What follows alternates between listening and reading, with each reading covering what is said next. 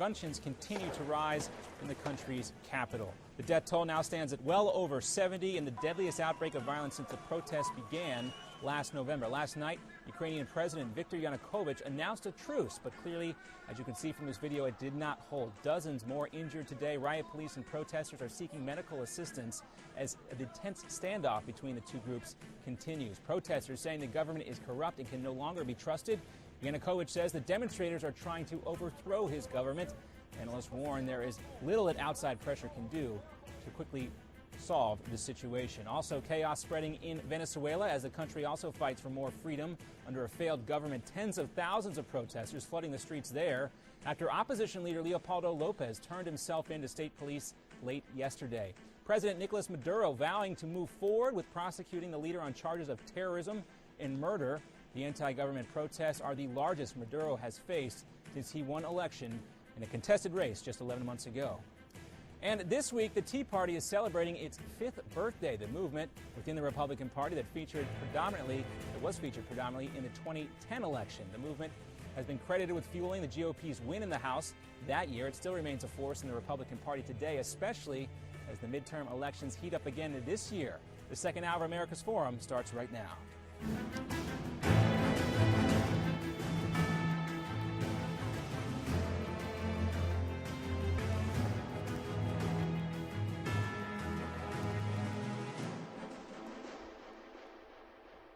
Hello and welcome back to America's Forum on Newsmax TV. I'm John Bachman. Our top story this hour. All you capitalists that want to show up to Lake Michigan, I'm going to start organizing. Well, who can forget that? Rick Santelli on CNBC on the floor of the Chicago Mercantile Exchange setting off the Tea Party revolution. Santelli was ranting about the mortgage industry and government bailouts proposed by the Obama administration, and with leaders like Ted Cruz on the front lines of government overspending, especially within this key year and the key issue of Obamacare, the Tea Party looks again to play an influential role.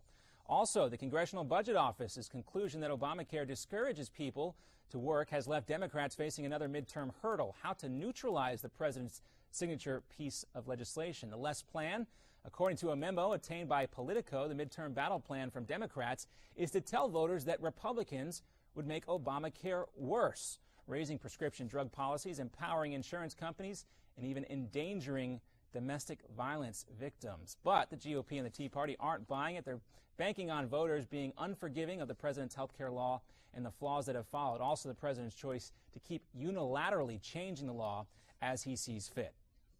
Have a government of one. We have a super executive and super legislator vested in the President of the United States. That is, of course, not what we have, as any high school civics student can tell you. The President knows this is wrong, and it's not defensible. He's violating the Constitution. He's exercising power that doesn't belong to him. It belongs to the American people. Utah Senator Mike Lee, also very popular within the Tea Party, not the only one taking issue with President Obama's executive overreach. We will have an interview coming up here for you shortly with Congressman Tom Rice out of South Carolina. He told us that he is going to try and sue the White House over the president's use of executive powers, some parliamentary procedure coming out of the House. And joining us right now to talk more about Obamacare and some of the issues, the legal issues that are happening right now, is Dr. Larry Kawa, who is the president of the American Courage PAC. You're taking some of your own action this year. You guys also have your own lawsuit. Dr. Kawa, it's good to have you with us, and tell us about your lawsuit. Thank you for having me on, John. Our lawsuit was filed October 1st in the Southern District Court of Florida, and it is predicated upon the illegal executive order of the employer mandate being canceled as a Congress of one. The president himself does not have the right to cancel a law, which is what he did. We keep saying that he waived it. He didn't waive it. He canceled it for 2 years now. And as you know, Article 1 of the Constitution says that the Congress is the sole body that can make or change laws.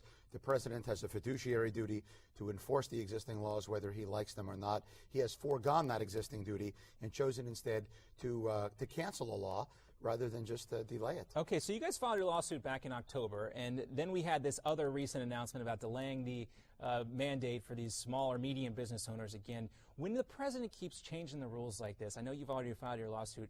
Tell us what goes through your head. Well, I ask myself, predicated upon what legal authority does he do it, number one, and number two, I say, why would anybody say that we're going to obey the laws when the president himself does not? He should lead by example And it shocks me and disappoints me that he's not doing that. He is the president, and I ask myself, Mr. President, what are you doing? Yeah, that's a question a lot of people are asking right now. So your suit, it takes a look at the impact that this is having on business owners, not just doctors, but business owners as well. Your suit was filed on behalf of the Judicial Watch, but it was brought back because the IRS said that the law doesn't have any impact on your business. What was your reaction to that? Well, I was intrigued, predicated upon what logic they used to say that it has no impact on my business. They've also claimed that it only affects 4% of the businesses, but what I would point out is that of the other 96% of the businesses, many of them only have 1 or 2 employees. So about 3/4 of the employees in the United States are affected, not 2% as they like to use fuzzy math. But how can I, as a business owner, properly administrate a business when the government doesn't do their proper duty of giving me laws which set the parameters by which I could function? It makes me uncertain, and it's very difficult to move forward, and it certainly poses a challenge for people who want to start a business. Now, one trend that nobody can really deny that's happening right now is that fewer doctors are going into business for themselves, right? More doctors are just seeking employment for hospitals. We've heard that happening.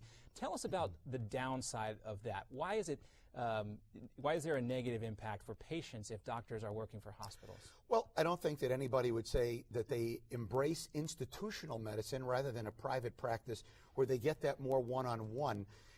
In some hospitals, they feel as if they're treated by the Department of Motor Vehicles. However, when you have a private practice, it's also something that's conducive to growing businesses.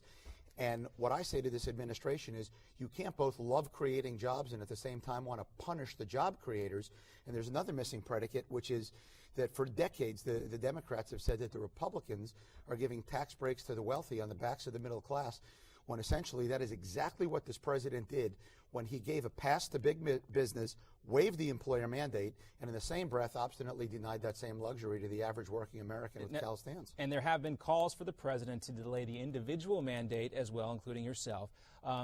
We've heard also a lot about the crucial number that they need to have of people enrolled, 7 million people. But we're also hearing now, and the Vice President Biden now admitting that they're probably not going to get to that level of 7 million.